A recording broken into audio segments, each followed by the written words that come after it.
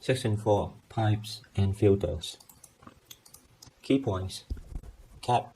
Display the contents of its inputs. Head. Display the first 10 lines of its input. Tail. Display the last 10 lines of its input. Sort. Sort its inputs. WC. Counts lines, words, and characters in its inputs. Command greater than file redirects the command output to a file, overwriting any existing content.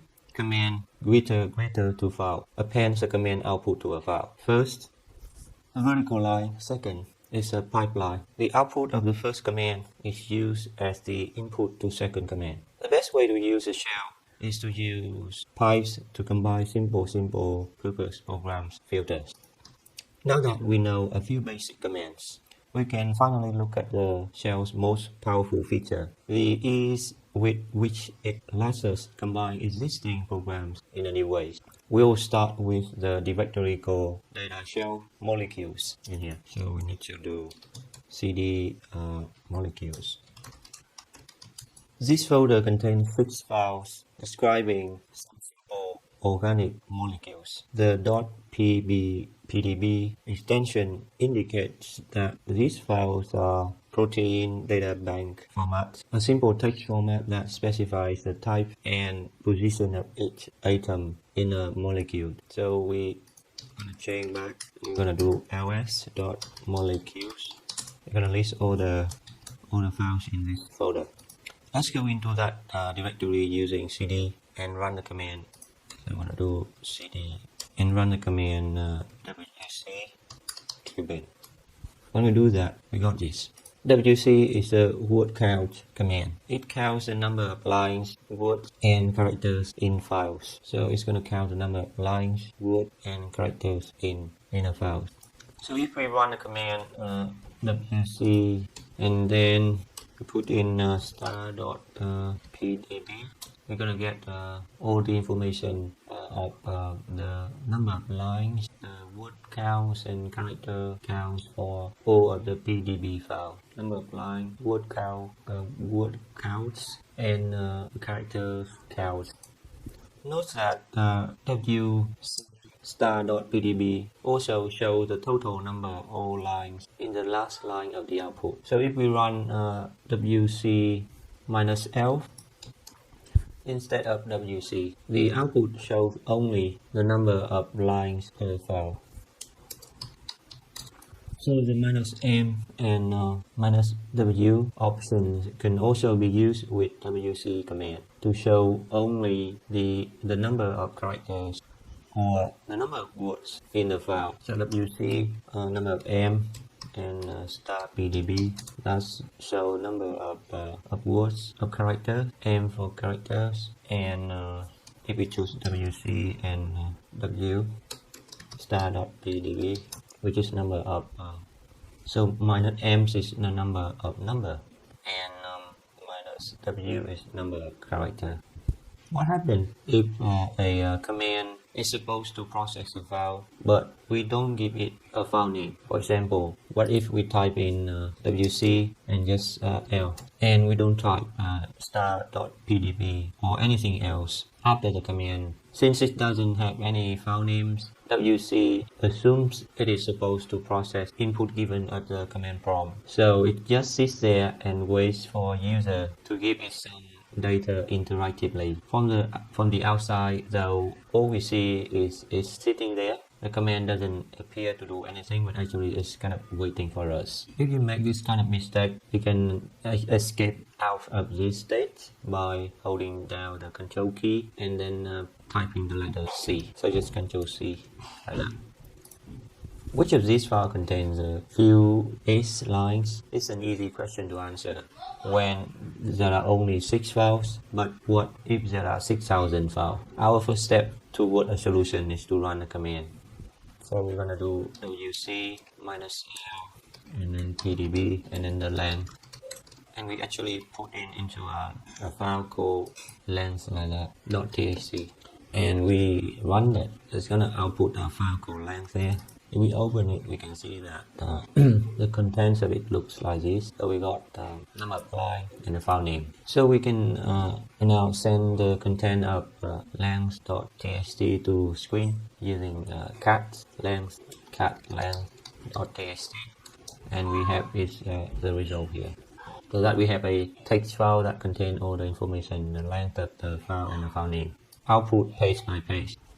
We will continue to use cat in this section for convenience and consistency, but it has the disadvantage that it always dumps the whole file into your screen. More useful in practice is the command less, which you use with less. So we just put in less and length. So when you do that, let's display a screen full of the file and then stop. You can go forward one screen full by pressing the space bar, or back pressing B, and you can press Q to quit. So now let's use the sort command to sort its content. So we can type in sort and -n, and it did nothing. If we run sort one on a file containing the following line like this, it's gonna output this. So if we sort this one, it's gonna output this one. If we run the sort n on the same input, we get this. So here we got a challenge. Explain why -n has this effect. So -n is an option which specifies a numerical rather than an alphanumeric sort. So this is numerical sort and this is alphanumeric sort. We will also use -n option to specify that the sort is numerical instead of alphanumerical. This does not change the file. Instead, it sends the sorted result to the screen. So we type in this one, we got the sort, and then -n and the length. And after we do that, we got this one, which is numerical sort. It is not alphabetical sort. We can put the sorted list of lines in another temporarily file called sorted length by putting the. So we can do this. Type in sort and put in -n and then sort the file length. But instead of printing out to screen, we sort it. We put it into a file called sorted length.txt. And we run that. We got also the result. There's nothing print to screen. It seems that property 18 is better. Maybe nothing plot to the screen. But now we can cat the sorted, and we can see that the result is different with the length. So sorted length is like this, and the length is like this. So it is useful sometimes when we need to do that. So now we can use the head function to test that the head function to get the first line, the first few lines in the sorted length. So we got head and -n and 1 and sorted length, and we got the first line. I think if we put in here as is 5, we got 5 lines there. What happened if we don't put in the n? We're gonna look for different. So I can do head and help to see what's in head. I got minus here, which is line. Print the first number of line instead of the first 10, with leaving there print all but last number of line. So it just this one, and it just to specify the number of lines that I want to put it out. But if I just choose head and then sorted then it's gonna automatically print out kind of 10 heads lines of the file. So we can also redirecting to the same file. So here, for example, we do sort and the put in n, which is a numerical number, and we put in length and we dump to length. Then now we can head of length. We don't see anything. So it's a very bad idea to try to redirecting the output of a command that operate on a file to the same file. Why? Because it do something and or delete the content of the file. So now you see that you don't have anything inside the length txt anymore. So never do that again. So next we can do which is using 2 times greater. So if we do use this one, we have seen the use of this sign, greater sign.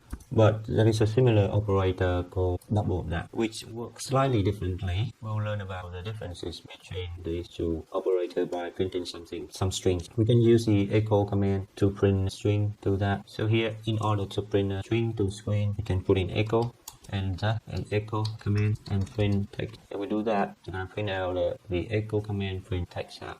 So if we do echo and we put in hello, and then we dump to the test file 01.txt, and now we can catch txt, and we have the content is hello inside that file. Now we do this again, but instead of dumping the hello, we just put in two symbols like this, and we do it again, and now we catch the file. We see that there are two lines of hello inside the file. Appending data, we have already met the head command, which prints lines from the start of the file. Tail is similar, but prints line from the end of the file instead. So now we consider the file in data shell, data animals. After this command, select the answer that corresponds to the file animal subset.txt. So now we put in a head and animal. So I think we need to change our directory to data, and inside that is there a file called animal.txt. Do we have a cat head animal? Okay, so we got a dead animal cat. So what we can do now is we can do a equal head number 3, which is the first 3 line in the file. Then we got 3 lines in animal.txt, and I dump it into animal subset.txt. So back here, I got a new file called animal subset, which is reasonable. Now I can do tail and put it -l, and I'm gonna choose from animal.text to animal subset. I just append it to any subset. So now cat animal sub. So I got the first 3 is for head and the last 2 tail. The first 3 line animal, the first 3 line and also line of second and the third line of so option 3 is right, which is the first 3 lines of that. If you think this is confusing, you are a good company. You are in good company. Even once you understand what WC sort head no, all these intermediate files make it hard to going. We can make it easier by sort together. So if we put in the back sort, then we put n sort by not alphabetical, put length txt, length actually it's not in do it. I'm gonna get back to the folder. I need to go back on more and I can do sort and the length sort. Of course, first see it's nothing. So what I need to do starting back. Basically, what I want to do is list all the files. So get back to what I got from here. So you see.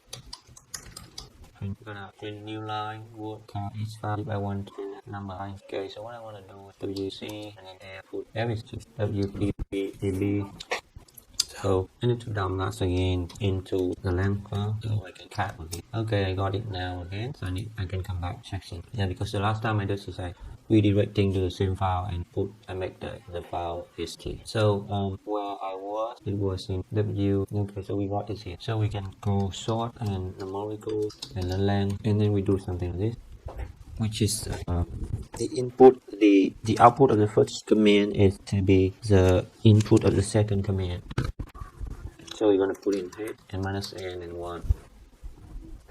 What does that mean? That after we sort by numerical the data from the length txt, then we can dump that result into a new command called head get first value. So let's see what we got here. So you see that from the beginning, the length text txt contains this, and the beginning is 20, but after we run it got okay. That makes sense. So the vertical line here, the vertical bar here between the two commands is called a pipe. It tells the shell that we want to use the output of the first command on the left as the input of the other command, the other command on the right. Nothing prevents it from chaining pipes consecutively. That is, we can, for example, send output of WC directly to sort, and then we can then resulting the output to head. Thus, we first use a pipe to send out WC to sort. So now we can do, because we know that WC -l of PDB is going to be show all the PDB file with the number of lines in it. But if we dump that, we pipe it. Can call that pipe it into sort -n. So after pipe it and put in -n, we got this result, which is sorting numerically. Next is now we can send the output of this pipe to another pipe called to head, so that the full pipeline becomes like this. So we just call the command again and we put in the pipe and head minus n and 1. So now we got the first value. It's the same as what we did before. So this is exactly like a mathematical nesting function like log 3x and saying the log of 3 times x. In our case, the calculation head of sort of line count of the number of files .pdb. The redirection and files used in the last few commands are illustrated below. So we got a very good illustration to explanation about this. So here we use wc and minus l of order star.pdb. The output is in output.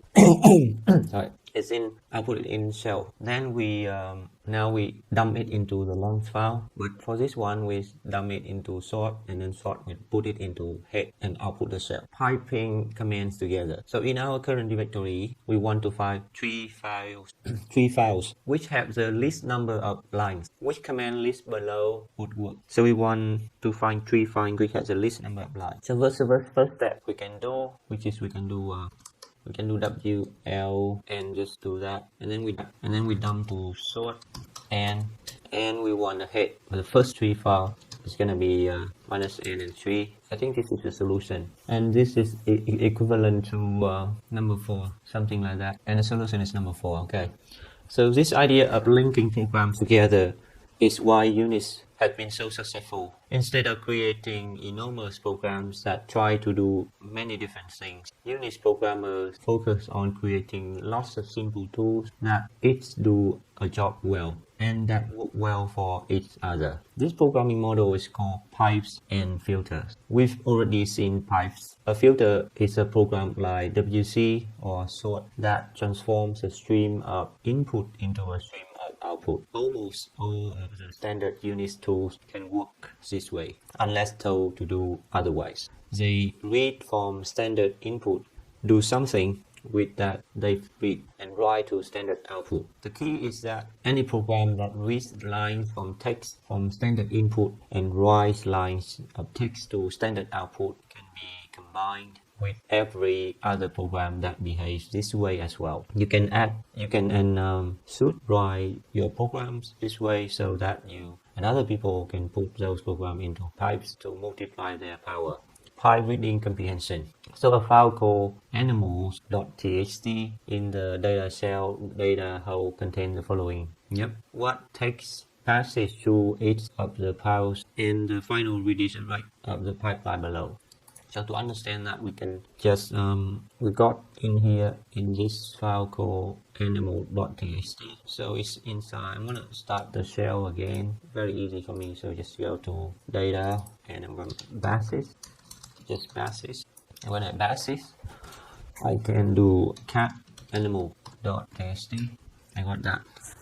And after I got that, I can do next. I can pipe to the head is numerical 5. So I got that kind of sorting out.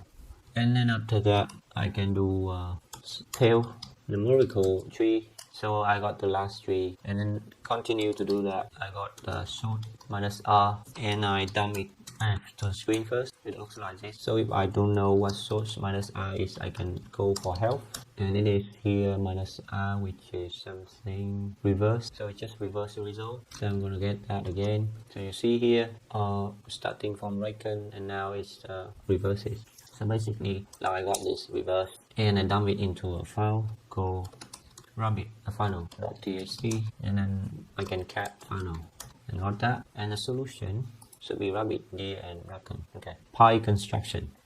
For the animals.txt from the previous exercise, consider the following command. We can do cut and minus d and f2 and animal.txt. That's interesting. So what we do is we cut it. So what does that mean? Okay. So the cut command is used to remove or cut out certain sections of each line in the file. And so if we want to understand that, we need to cat animal or maybe head animal. Okay. So you see that animal looks like this, and after you cut it, it looks like that. So now you can explain it easier. So again, the cut command is used to remove or cut out certain sections of each line in a file. And the cut expects the lines to be separated into columns by a tab character. A character used in this way is called a delimiter. In the example above, we use the -d or -d option to specify the comma as our delimiter character. And we have also used the -f option to specify that we want to exact the second field column. Okay, this keeps the following output. So we cut, and yeah, it's kind of a little bit confusing to me as well. So we cut and then type help in. So here we use the option D. So D is actually stand for delimiter, and we can put in comma there. But did we put in a comma? Yes, we put in a comma there. We put a comma just after D. But actually, what we can do is that we can do cut -d space comma space f and choose animal. So actually, Bash is really strong in this. So we can see that we can see data in Bash command is very easy. It's like pandas. Okay. So now if we hit the animal, we got that, and we cut using delimiter is comma, and the column that we want is the second column. So the indexing here is starting from 1, and we want that this off. That's very useful. The unit command filters out adjacent matching lines in a file. So how could you extend this pipeline using units? And another command to find out what animals of the content without any duplicates in their names. So what I want to do now, I want to using units, another command to find out what animals in the file contains without any duplicates in their names. So I'm going to type in unique, and I want to type in something called help. So the unique function is filter adjacent matching lines from input or standard input waiting to output. Okay, so with no option, matching line are merged into first concurrent. What I want to do is I want something unique, so only print the unique line. So that's really cool. I'm going to put in -u, so unique -u. So the first thing here is we need to read the animal content. So now we cat animal, that one. Actually animal can be longer. Okay, that's very short. That's very short. And what we want, but it's easy for it to understand. So and then what we do is we use units. Yeah, because this is first time, so it's easier for it to read the solution to understand that. Okay, so the first thing we can do here, because I want to do it quickly, I don't want to waste my time, kind of that. So I want to cut, and I call D for delimiter is comma, and I want is F, which is the column that I want is 2, and then the input is animal. The file that I want to analyze is animal. After that, I pipe it into sort. Okay, I need to sort it, and after sorting it, I need to get the unit. Wow, so do it step by step. After doing this, I got that. So we'll do it again. After doing this, I got that. I don't know, it's very not very convenient here. That's alright. And after doing that, I put into sort. I got that. And after doing that, I put into unique. I got that. So that is the way that we can find only the unique type of animal inside the animal.txt. Really convenient. Which pipe? The file animals.txt contains 8 lines of data formatted as follows. What's this? The unique command has the C option, which gives a count of the number of times a line occurs in its input. Assuming your current directory is this one, what command would you use to produce a table that shows the total count of each type of animal in the file? So just following that, what I need to do is firstly I need to total count of the types of animal. Don't waste my time, I'm going to see the solution. So which is option 4. What is this doing? So let's try the option 4. So I'm going to go to cut and go to D and comma and F2 and then animal.txt. After doing that, I'm going to sort it. It's normal. I got that. And I do the unique. So basically the same thing. Basically I did the same thing last time, but when doing the units, I just put in the C So instead of just putting out the unique type of animals, it puts out the number of animals as well. Okay. So now we go to new pipeline and check files. So Nell has run her samples through the assay machines and create 17 files in a North Pacific Green directory described earlier. As a quick check, starting from her home directory, Nell type cd North Pacific Blue and go to the day. Then she put in that, dump into and get list of the file. The output is 18 lines, looks like this. Now she types in this, sort it, and get the head, and she got that. Oops, one of the files had 60 lines shorter than the other. When she goes back and check it, she sees that she did that essay at 8 a.m. on Monday morning. Someone will probably in using machine on the weekend, and she forgot to reset it. Before running that sample, she checked to see if any files has too much data, and then she go bash, she go the same, she lists all the text file, she short it numerically, and she got the tail, and she got it. Those numbers look good, but what's that doing there in the third to last line? This one. All of her samples should be marked A and B by convention. Her lab used Z to indicate sample with missing information. So to sample others like it, she does this. She gonna list star z.txt, and she found only she found two of them. Sure enough, when she checks the log on her laptop, there's no depth recorded for either of those samples. Since it is too late to get the information any other way, she must execute those two files from her analysis. She must exclude those two files from her analysis. She could delete them using RM, but there are actually some analyses she might do later where depth doesn't matter. So instead, she will have to be careful later on to select files using the wildcard expression. So she do like that. As always, the asterisk matches any number of characters. The expression AB matches either as an A or an B. So this matches all the valid data file she has. Wildcard expressions. Wildcard expression can be very complex, but you can sometimes write them in a way that only use simple syntax. At the expense of being a bit more verbose, consider the directory data shelf North Pacific in. The wildcard expression matches all the files ending in a.txt or b.txt. Imagine that you forgot about this. Can you match the same set of files with basic wildcard expressions that do not use the square bracket syntax?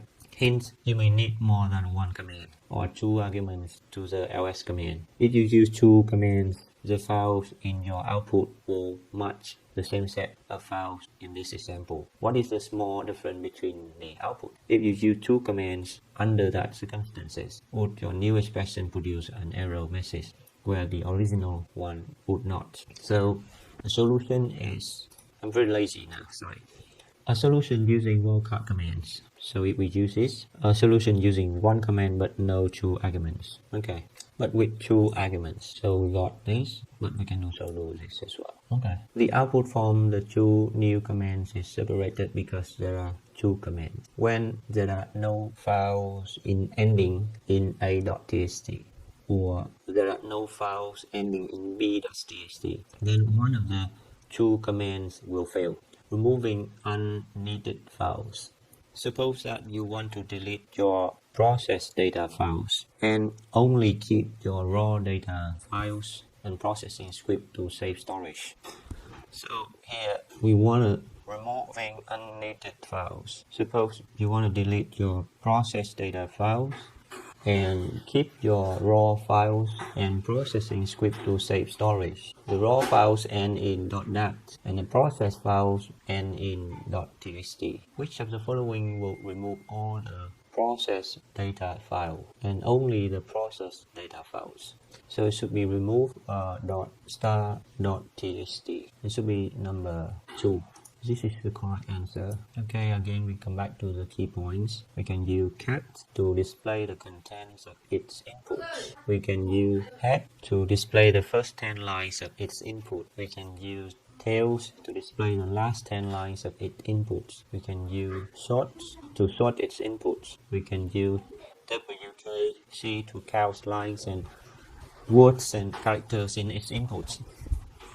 We can call command and file to redirect the command's output to a file, override, or it will override any existing content. You can use this to append the command's output to a file. You can use pipe as a pipeline. The output of the first command is used as the input of the second command. And the best way to use the shell is to use pipes to combine simple single-purpose programs, filters. And that's it for this section, which is pipes and filters.